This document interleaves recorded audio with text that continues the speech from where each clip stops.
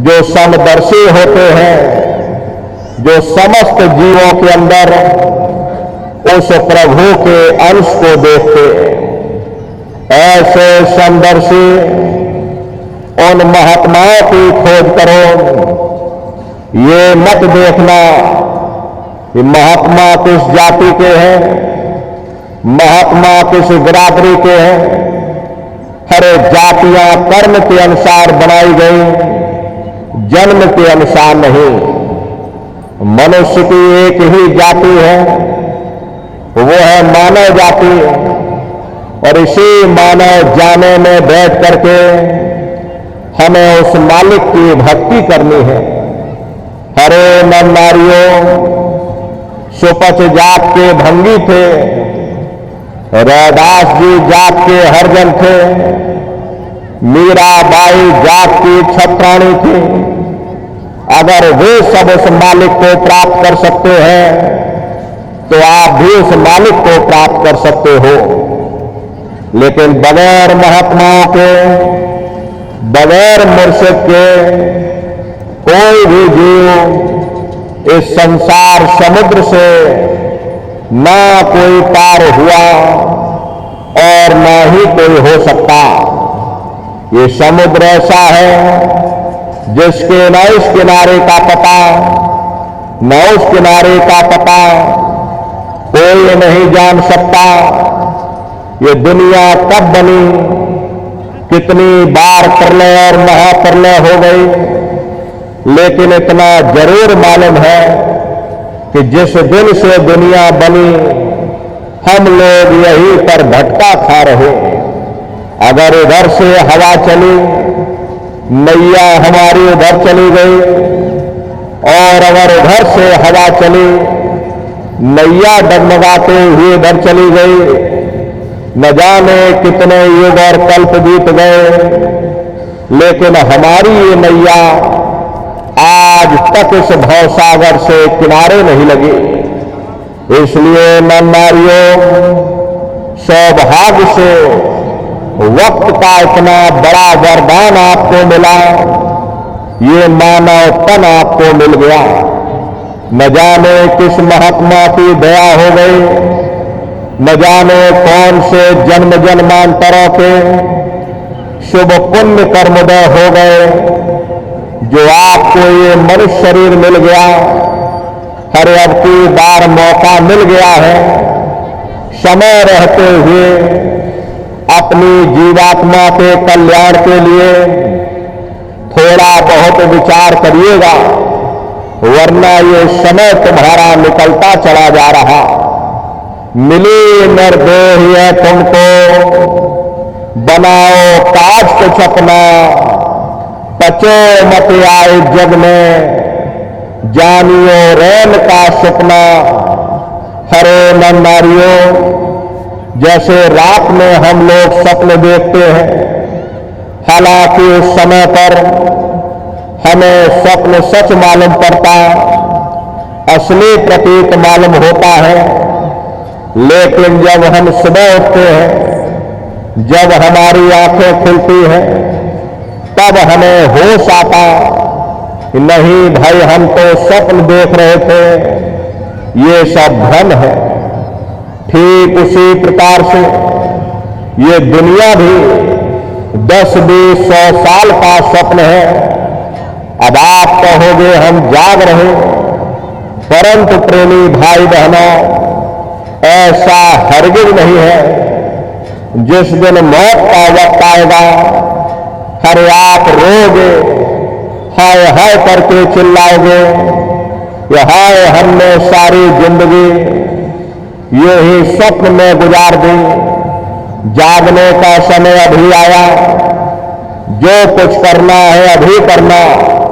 लेकिन प्रेमी भाई बहनों, अब पछताए हो क्या जब चिड़िया चुग गई थी।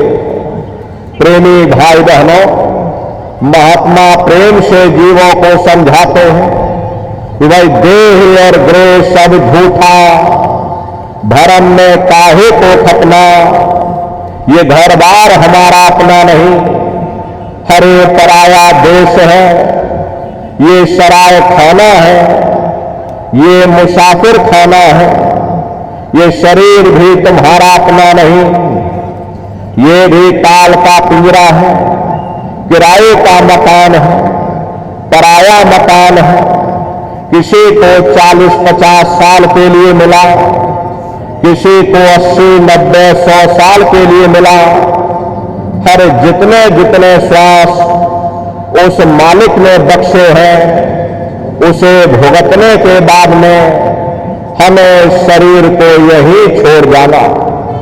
श्वास दुधारा नित्य ही जारी, एक दिन खाली चाम। हरे प्रेमी भाई बहनों, एक तालाब पानी से चाहे कितना भी क्यों ना भरा हो, आप एक छोटी सी नाली काट कर खोल दीजिए तो सारा पानी ही तालाब से बाहर निकल जाएगा। ठीक उसी प्रकार से हमारा ये शरीर भी श्वासों का भंडार है। जब तक श्वासों का भंडार जारी है, हम दुनिया के काम काज में फंसे हुए, दुनिया के कारोबार में उलझे हुए, लेकिन जिस वक्त ये श्वासों का भंडार खाली होगा, हरे टेलीफोन खड़क जाएंगे, तार पहुंच जाएंगे, संदेश पहुंच जाएंगे, सब रिश्ते नातेदार, सब कुटुंब परिवार वाले, सब अड़ोस पड़ोस वाले मिनटों सेकंडों में इकट्ठा हो जाएंगे। हरे नर नारियों, जिस शरीर से तुम इतना प्रेम किया करते थे, उसे कोई एक रात भी घर में रखने को तैयार नहीं होता। कंधों पर लटका करके शमशान भूमि पर छोड़कर आ जाते। हिंदू लोग तिनका तोड़ाते, जैसे तिनका टूट गया तेरा मेरा रिश्ता नाता टूट गया। मुसलमान सिख या ईसाई लोग खाक की मिट्टी कब्र में डाल देते। जो मेरे लिए खाक की मिट्टी है, वह मेरे लिए तू है। मामूली कष्ट नहीं होता। प्रेमी भाई बहनों, मौत के समय में घनघोर पीड़ा होती है। सहजोबाई ने इस पीड़ा को बयान किया कि सहजो मौत आया, अंग अंग दिया तोड़, और हिया जरे छाती फटे, उठे पीर घनघोर। गुरु महाराज सत्संग में फरमाते थे, जैसे 1,00,000 बिच्छू एक साथ हमारी जिस्म पर डंक मारे, उससे भी लाखों करोड़ों गुना ज्यादा मौत के समय में दर्द होता है। जब मृत्यु आती है तो किस तरह से प्राण निकलते, प्राणों के निकलने की क्या प्रक्रिया होती है, जरा उसे भी आप लोग समझ लीजिए। देखो प्रेमी भाई बहनों, जैसे संसार में महाप्रलय आती, महाप्रलय के समय क्या होता, सबसे पहले पूरी पृथ्वी ढह जाती है। ये पृथ्वी पानी में घुल करके पानी बन जाती है। मानव सृष्टि की प्रलय एक बड़ी कयामत है और शरीर की प्रलय एक छोटी कयामत है। तो जैसे ही मौत आएगी, सबसे पहले गुदा चक्र टूटेगा, सिमटत भास श्वास उठ जावे, प्राणपति जन सिमट समावे। उस समय हमारी श्वासें रुक जाएंगी, शरीर की चेतना पीछे सिमटने लगेगी। तो सबसे पहले गुदा चक्र ही टूटेगा, क्योंकि गुदा चक्र में पृथ्वी का वास होता है।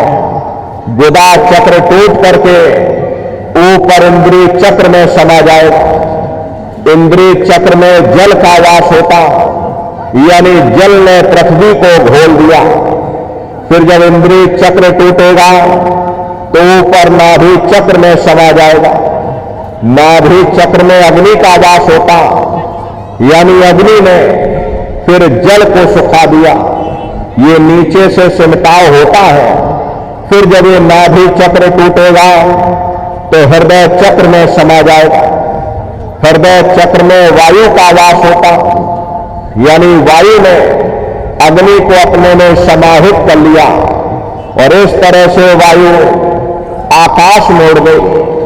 जब यह कर्म कला उपजावे, बुद्धि सुरत की आन दबावे, जब यह जीवात्मा पांचों तत्वों को लांग करके जल, पृथ्वी, अग्नि, वायु, आकाश पांचों तत्वों को लांग करके ऊपर आती है, तो काल दार में आन दबानी और जब धर के नैनन से पानी, जब काल अपनी दार में दबाता उस समय नेत्रों से अश्रु टपकते हैं, इंद्रियां टूट टूट करके चकनाचूर हो जाती, सब रिश्ते नातेदार खड़े रहेंगे, डॉक्टर, वैद्य, हकीम सब आपको घेरे रह जाएंगे, लेकिन आप अपनी पीड़ा को उस समय अपने मुख से बयान नहीं कर पाओगे, सिर्फ आपके नेत्रों से अश्रु टपकेंगे।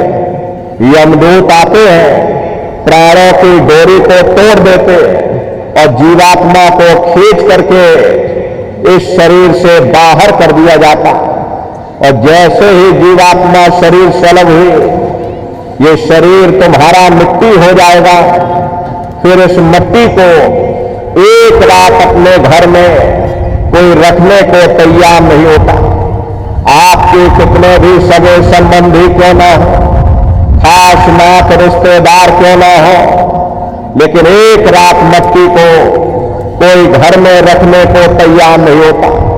तो भाई जल्दी करो, जल्दी करो, अब इनकी शक्ल देखने में हमको डर लग रहा, जल्दी से बाजार से लकड़ियां खरीद के लाओ, जल्दी से कफन खरीद के लाओ, जल्दी से चिता तैयार करो, इनको घर में से जल्दी से उठा ले जाओ, वही शमशान भूमि पर जला देना।